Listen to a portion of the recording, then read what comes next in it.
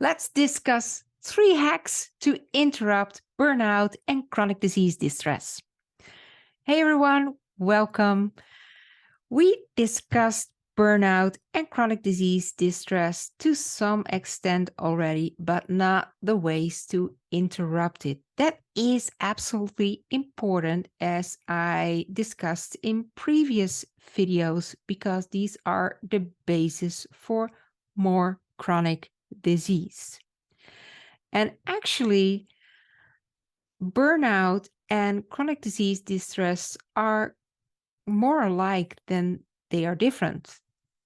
These are symptoms that have to do with low grade inflammation, and we want to interrupt that. That is not easy. I know, I've been there. I have had a severe burnout at the age of 37, and I really did not know what to do. Frankly, at hindsight, I was quite lucky because it took me only a couple of months to recover from it. But I had long lasting physical and mental effects from it. So it is important to really solve it, to not let it go any further. Now, obviously, burnout is from many points of view, quite work related, career related, as if we are on the hamster wheel and we're going on. And that was the case with me, working like 70 to 80 hours a week in a very responsible position, which was a lot of pressure on me. But actually, when we have chronic disease, there's also a lot of pressure, a different pressure, but a lot of pressure. And the thing is, the catch is that we get those symptoms, conditions, damage in our body, mentally suffering, because there is negative emotion for a prolonged period of time. That is the thing. And the quality, so to speak, of the negative emotion is not even that relevant. I mean, there are more intense emotions and severe emotions, which is another topic. But if we look at burnout or chronic disease distress, these are negative emotions because of the situation that we are in, that have a huge impact, a physical impact, and may cause pain, or a mental impact and may cause suffering.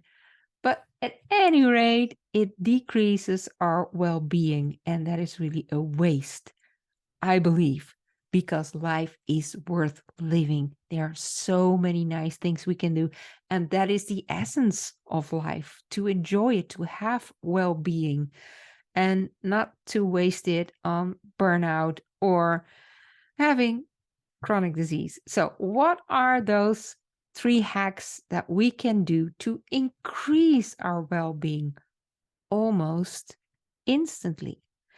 And that is super important, because when we instantly feel a little bit better, in that moment, we have more room to feel a little bit better again and again. And so we raise our mood. And every time we feel a bit better, and with every incremental step of emotionally feeling better, then the body follows. And the body feels a little bit better as well, and gives you a little bit more energy, less fatigue, and gives you a little bit more clarity of mind, a little bit of better digestion. feeling better in our body. And that does not take quantum leaps, it does not happen overnight at all. And that's why hacks are really great means to reverse chronic disease or just increase our well-being. And that's why we do this, right? That's our aim, to increase our well-being and on the longer term reverse chronic disease, reverse burnout. So, what are those 3 hacks? Number 1 is taking a little bit more care of ourselves with our consumption. So, really be mindful of what we eat and drink, and just, well, stick to tea and water and a little bit of coffee, maybe, but that's it. And for our foods, fruits and vegetables, and a little bit of whole grains or beans, that's it. If we do that, then we provide our body with the good nutrients that we need, with enough fiber to feed our microbiome, which is our second immune system. So it really helps us with our well being, with feeling better, with our energy, but also to reduce the low grade inflammation. And that's the big kicker. And food has a huge influence on inflammation. So, at all costs, avoid alcohol, avoid sugary drinks, avoid sugar at all, avoid processed foods, avoid meat. Just stick to the fruits and the veggies, which are really delicious, and really keep it clean and small. And if you do that, you will gain energy almost immediately. It's quite simple to do. It's a huge hack. Number 2, walking. Maybe you don't like to exercise, or maybe you do. If you do, that is wonderful to do, to calm the mind and the body after the exercise. But just walking for 30 minutes a day will do. And maybe you have a chance to do it twice. And that adds up to an hour a day. And it's wonderful for your body and mind. When you feel overwhelmed, when you feel exhausted, and you can um, allow yourself to take a walk. If you can do it within 10 minutes, you will feel a little bit better. And within 30 minutes, you really feel a little bit better. So that is one thing that absolutely helps. Go for a walk. Do it in the morning, in the afternoon, whenever you feel like. But this is a real big but small hack. The third one is actually really big. It has to do with the reconnection with your true self. And for that reason, it's way bigger than a hack. But the action actually is a hack. Just do what you really like. Whatever you like, just do it for 5 or 10 or 15 minutes, or maybe an hour, whatever.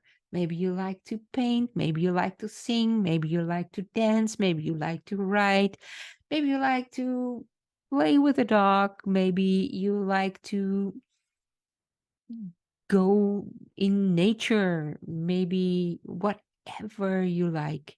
It really doesn't matter, because whatever you like is connecting you with your true self. And often, no, always, when we feel negative emotion like frustration, anger, sadness, victimhood, despair, insecurity, unworthiness, what have you, the whole plethora of negative emotion, that whole area that is disconnecting to our true self.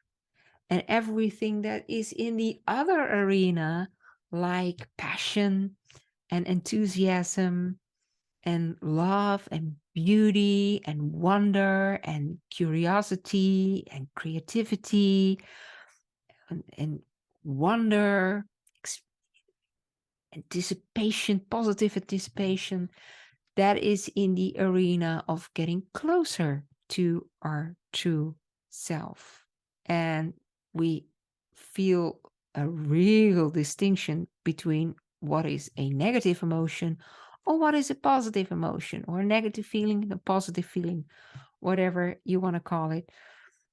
There's a huge difference. And whenever it feels better, you get closer to who you really are. And when you feel more negative feelings, you move a little bit away from it. That is not a big thing, because you can always come back. If it comes in your awareness, if you become aware of your feelings, then you can make the choice to feel a little bit better. And you can make quite a big jump when you invite yourself to do something that you really like, that you really love, that is reconnecting, and that is a game changer to help you solve burnout and help you solve chronic disease distress.